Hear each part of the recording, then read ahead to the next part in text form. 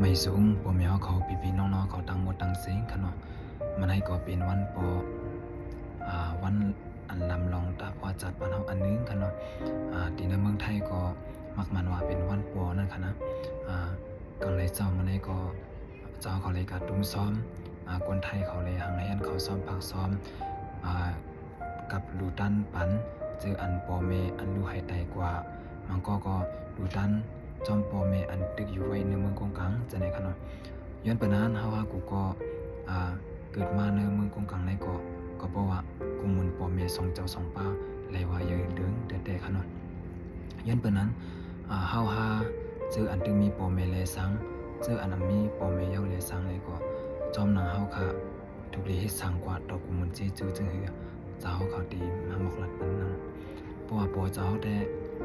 รู้ให้ไตกว่าก็มี2 ปีไปแล้วเนาะอันตึกเกิดอยู่ก็มีแม่เฒ่าเฮาอายุ70ไปนะเนาะเจอนางพี่ๆน้องๆเขาพูดด้วยวิวเจ้าเขาเลยสังมือพองเฮาตึกเห็นเป็นลายมีอินมีแฮงเฮาค่ะก็อย่าลืมพ่อแม่เฮาอย่าลืมตบกุมุนจีจูพ่อแม่เฮานั่นเนาะ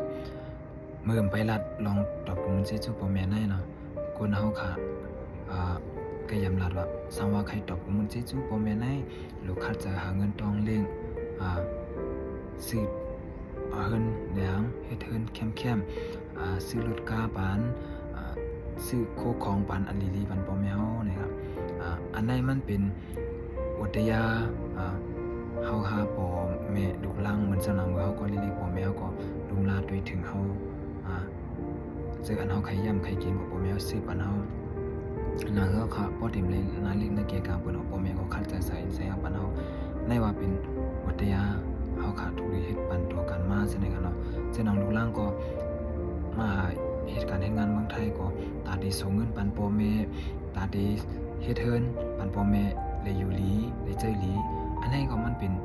วัตยาเฮาค่ะเหมือนเจ้านางลูกหลานนางมีปอเลยลูกหลานซั่นเนี่ยมันเป็นเฮาขาดเลยของสังกันซั่นเลยปันกันซั่นกันเนาะก้อยก่อนเด้อลองพุทธพระเป็นเจ้าเฮาว่าสาวเฮาใครตอบกูมุนจื้อๆพ่อแม่เฮาแท้ๆจึงเด้อลองทำมาเนี่ยที่มี4ข้อศรัทธาแล้วก็ข้อที่1ศรัทธาศีล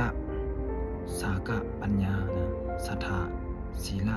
สากะปัญญาจังได๋กันนะอันตั้งสุดใจศรัทธาแน่นะนับศรัทธาพ่อแม่อันไปยุมย้ำนับถึงนึพุทธ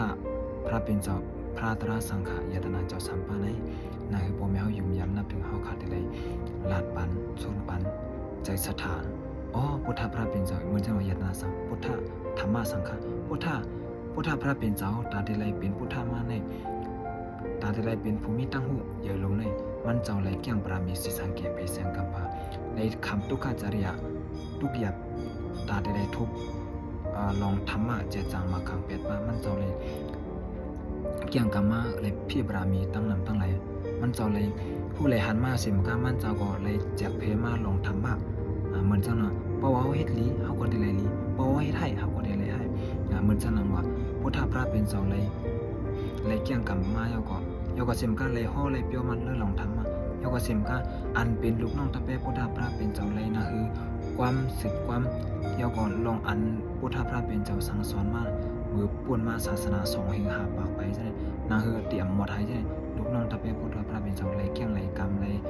อันเลยเฮ็ดซั่นนั่นคือพ่อแม่เฮาค่ะพอได้ยุมย้ำนับถึงในใจพระตราสังฆ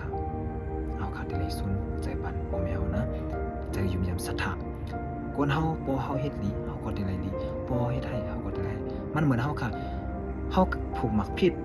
เฮาก็ได้เลยเจอหมักผิดมาเพราะว่าผูกหมักจอกเฮาได้เลยหมักจอกเฮาผูกอันเจมเฮากำไรเพชรอะไรเฮาผูกอันเพชรเฮาใครแลนเจมกำไรเหมือนจังเฮาค่ะได้เลยมีใจยุมย้ำนับถึงพระตราสังฆคนเฮาเฮ็ดหลีก็ได้เลยหลีอันนี้เฮาเลยมีใจแล้วก็ข้อที่2เจออันเป็นพ่อแม่อันนั้นมีศีลมีศีลนั่นน่ะยุมย้ำนับถึงการปานาติปาอาติงะกามิสุมุสาสุรามะ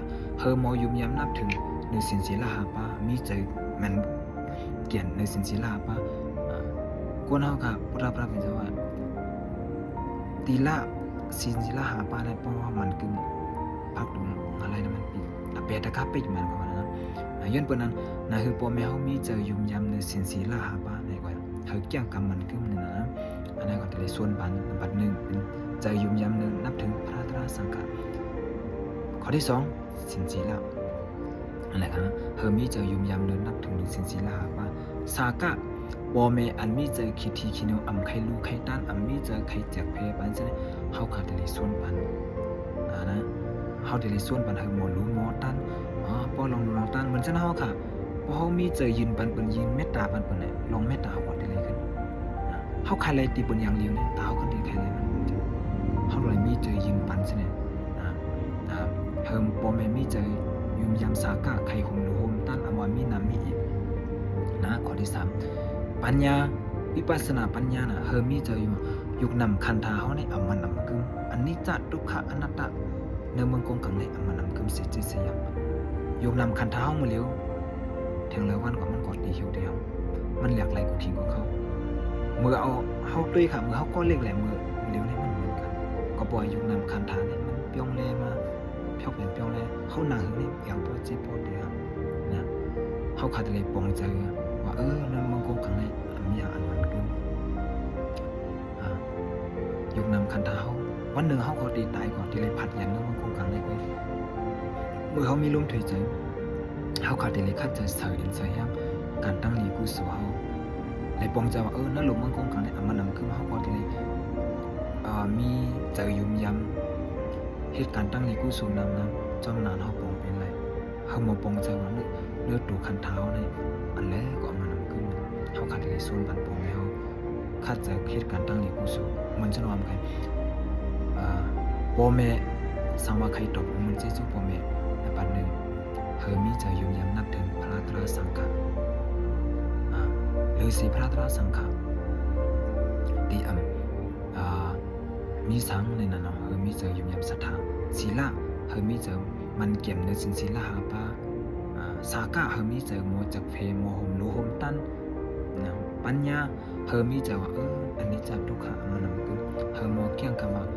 เหมือนจะว่าเฮาว่าอะไรคนเฮามาปอมหมดแล้วมีลองฮื้อมวยมีลองใจสุกซักเนี่ยจริงเพราะว่าเฮากันเอาธรรมะตราเนี่ยมาสนใจมันเจ็บมันยุดยาปันเฮาค่ะลองเลือดลองไม้ลองเก็บลองเสียบนะเฮาจังได๋มันจะว่า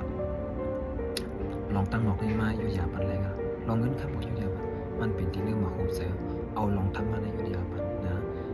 เพราะว่าเฮาใครตกมันสิจุพ่อแม่อันนั้นมีใจศรัทธายุ่มยำนับถึงพระตราสังฆะส่วนปัญหาโมยุ่มยำนับถึงพระตราสังฆะข้อที่2พ่อแม่อันมีใจยุ่มยำนับถึงสินศีลหาปาเฮามีใจส่วนปันเขาเฮามีมันกึมสินศีลหาปานั่นน่ะนะแล้วก็พ่อแม่อันนั้นมีใจจักเพคิดที่คิดนิ้วจังเฮามีส่วนปันเขาเฮามีโมหมนูหมตันเหมือนเฮาตะกาพ่อแม่เขาใกล้ลูกใกล้ตันซะในกันนะเฮาเลยมีใจยุ่มยำปัญญาเฮาเลยยุ่มยำอันนั้นลูกเมืองกงกังในมันนำกึมเฮามีหมอด้วยหันถึงในยุคนำคันธาเฮาอีสานก็มันนำกึมเฮามีลมหายใจเฮาขาดได้คัดใจเหตุการณ์ตั้งในผู้สู่เฮานำอันนี้ครับเฮาขาดได้ส่วนปันพ่อแม่เฮาค่ะย้อนปานนั้นจะว่าค่ะได้มีพ่อแม่แล้วสังอันมีพ่อแม่แล้วสังเฮาค่ะเจออันมีพ่อแม่ในก็เฮาค่ะส่วนปันพ่อแม่เฮาเฮยหมอหมรู้หมต้านเฮาหมอยุ่มยำนับถึงพระตราสังฆะเฮาหมอมีใจจักเพเหตุการณ์ตั้งดีกุศลนี่เนาะเฮาขาดเลยส่วนปันเจออันนั้นมีพ่อแม่เฮาก็สำนักเฮาปองเป็นรายการตั้งดีกุศลเฮาก็เฮ็ดปันไว้ถึงปันพ่อแม่เฮาเลยค่ะเนาะย้อนปานนั้นตะกะพ่อแม่เฮาก็ตั้งหมดตั้งเสมื้อนี้ก็เป็นวันพ่อเจอนะเฮาเพราะว่าเกิดมาเป็นมนุษย์เกิดมาเป็นคนไหนก็ลองเจ็บลองเจ็บลองเท้าลองไตเฮาขาดได้ทุกข์บ่เฮาไปของมันอำมาสังขารยันพันมีเรื่องมันคงกังในก็ติเลยทุกข์เลยยาลื่นสุดมาเฮาก็ติเลยพันกว่าเรื่องมันคงกังในเมื่อเฮามีลมหายใจในก็คือเฮาค่ะหมอฮักกันหมอไว้กาคันหมอไว้ดันโพกันเจออันมีพ่อแม่ก็ให้หมอตอบเหมือนเจจูพ่อแม่นั่นเนาะเจ้าก็อยู่ที่ไหนสิสุดต้องปันพ่อแม่ก็ตั้งหมดตั้งสิ่งตัวใจสองปากกัดยินเสื้อสาเฮาเลยมักมีหลีขึ้นเหนือคือตอนเฮาหมอตอบเหมือนเจจูพ่อแม่เฮาสีกรรมแล้วก็เฮาหมอฮักบ่ฮักแม่เฮาหมอไว้กาไว้คันกันเนี่ยเนาะก็ปอนั้นเพราะว่าจัดปันเฮาก็เป็นปอดอันนึงเว้ยอย่าไปเอาลงอันเฮาแห้งอันเจ็บเสบอย่าไปเอาข้อความ อันนำมีพรดีอันเฮ็ดให้เฮาเลยขี้เงามองใจจะได้มาพักไว้ในมาโหเจ้า